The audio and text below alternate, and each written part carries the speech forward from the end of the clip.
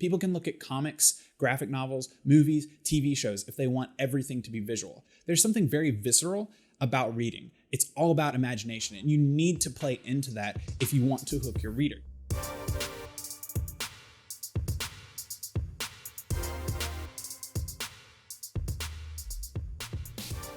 So let's talk writing character description. I feel like a lot of new writers get a little bit lost on this subject.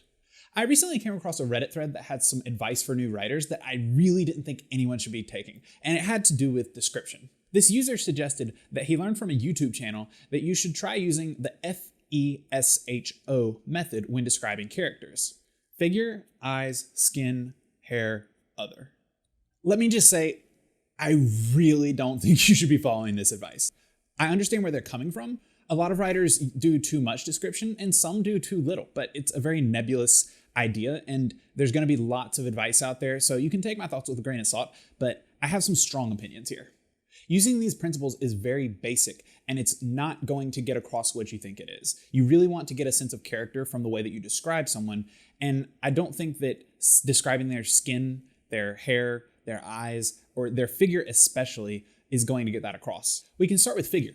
One of the first problems with describing figure is that you have to be very delicate with it. If it's your character describing the figure of another person, especially a woman, it can come across as very thirsty. So if you're writing romance, maybe that's a good idea. But if you're writing fantasy, is that necessary? Jumping over to describing eyes, this is a go-to for many writers, young and old, published and unpublished. We all do it, and it's okay to do it, but we should be careful with the way that we go about it. The best of writers describe eyes in really imaginative ways. For example, in book 1 of Phillip Pullman's His Dark Materials series, he describes the main character's uncle as having eyes that seem to flash and glitter with savage laughter. I think that's a pretty creative way to describe someone's eyes. The description didn't mention the color or the size of the eyes, which brings me to the point of how you want to describe things. Describing the emotions that people evoke through their features is going to be a lot more effective than just showing us what they look like. Moving on, when you're describing someone's skin, think about the reason you're doing it. Is it necessary at that time to explain to the reader? It might not be. The same goes for describing hair. This brings me to my main philosophy about character description.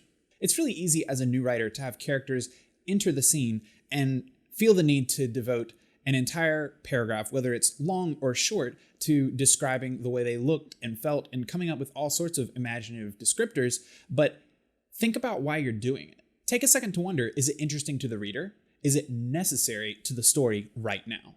Often, it's not. There are very few rules to writing, but when you're thinking about the levels of description required to describe different characters, think about the importance of the characters. Are you introducing a side character, a character that's just going to swing in and swing out for a bit of information for your main character? Or are you introducing an antagonist, a protagonist, a friend, someone that we don't really know much about? There's all sorts of things to consider when you're writing description, so you can break and bend the rules all the time. In fact, there really aren't any rules, but there are some ways that you can set yourself up for success. More importantly, there are ways that you can describe characters that seem to continuously work on readers. When I'm writing character description, I often think it's better to have too little than too much. It's not a sin to have a character hop onto the scene and drop in a few details about the way they look or the way they feel more specifically. But you don't just want to introduce a character by dropping a paragraph talking about how the main character sees them. Not always. You can often sprinkle description of characters into dialogue. You can do this by having other characters talk about the way in which they see the character that you're trying to describe. It's more immersive and benefits the story to have other characters besides your main character explain how they see people.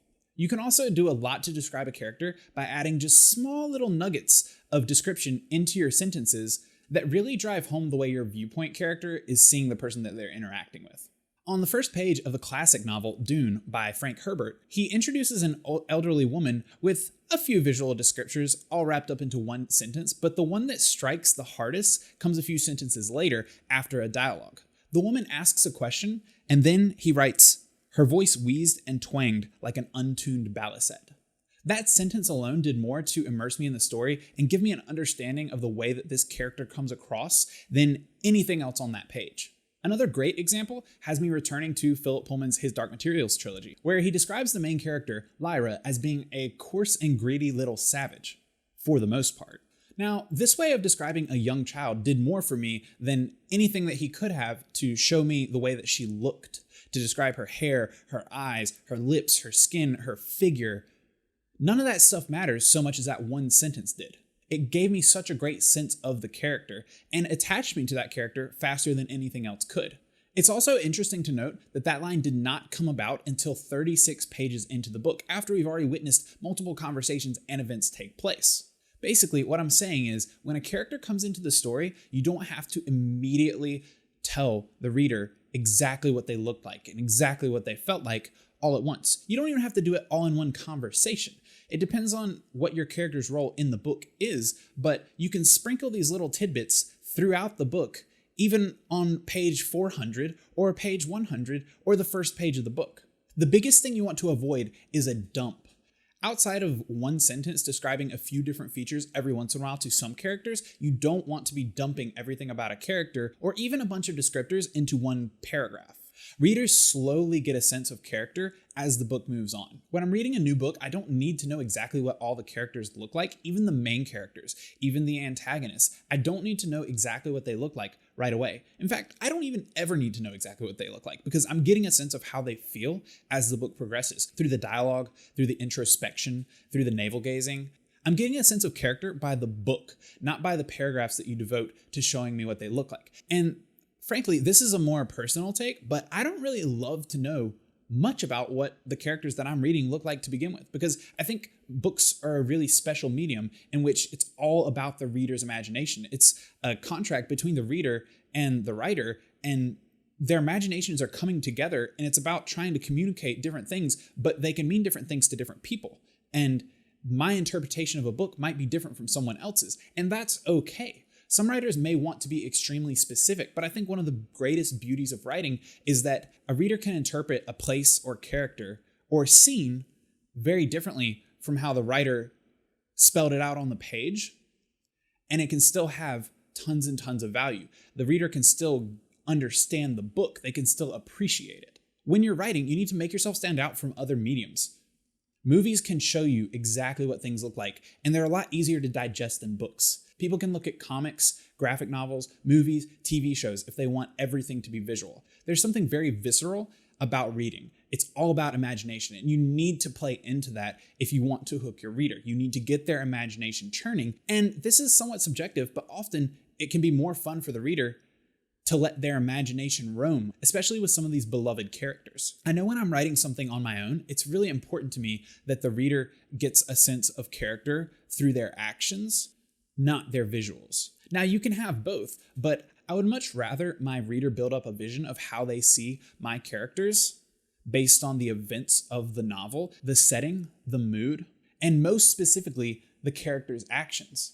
Everybody has stereotypes in their head, or even just quirky ideas about how people might look based on the way that they speak, based on the way that we describe the way they walk, the way they move, or even just small visual cues. We don't need them all. We just need a few, dropped into small paragraphs here and there across the book, and we get a great sense of what these characters look like in our own heads, and often I'm very satisfied with that. My imagination as a reader only needs a few words here and there to get a really satisfying picture of the characters in a book. So if I can leave you with one thing, I think the most important aspect of writing character description is never doing too much. Frankly, I would prefer personally that a book do too little to describe the characters, because this book is my playground. As readers, we jump into books to find playgrounds. We want to explore, we want to imagine. Otherwise, we would just watch a movie. So when you're writing description, think about it this way. You're the builder of that playground. You can put a fence around it. You can fill it with wood chips. You can put slides and swings and monkey bars all over it. But really try to focus on what's going to make it the most fun for the person in your playground. Now, when you grow as a writer, you'll find a sense of balance, and you'll start to get an idea of how your personal style translates to the way in which you describe your world. Basically, be skeptical of an acronym that you learned about in a YouTube video that was trying to tell you how to write. Think for yourself on what you want to communicate to your readers, and go with that. Your personal style will be built around those choices that you make. A saying that floats around a lot in the writing community is show, don't tell. But I think it goes a little deeper than that, because Yes, you want to show your reader things, but most importantly, you want them to feel things. And that's a great thing to focus on when you're writing your character descriptions or any visuals at all. Anyway, I hope I covered some useful points. If you enjoyed this video, feel free to leave a like and a subscribe on the channel. It's greatly appreciated, and I'll see you in the next video.